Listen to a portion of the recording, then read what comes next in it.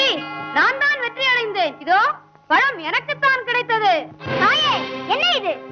எனக்கும் ஒன்றும் புரியவில்லை அப்பா. எங்களை சுற்றினால் உலகத்தை சுற்றுவதாக அர்த்தமா என்று கேட்டான் கணபதி. அனைவரும் ஒப்புக்கொண்டனர். சுற்றி வந்து பழத்தை பெற்றுக் கொண்டான். பேஷ், நல்ல நாடகம். பெரியவர்களாக சேர்ந்து நடத்திய நாடகம் அல்லவா? மிகவும் அழகாக இருக்கிறது. மிக்க மகிழ்ச்சி. நான் வருகிறேன்.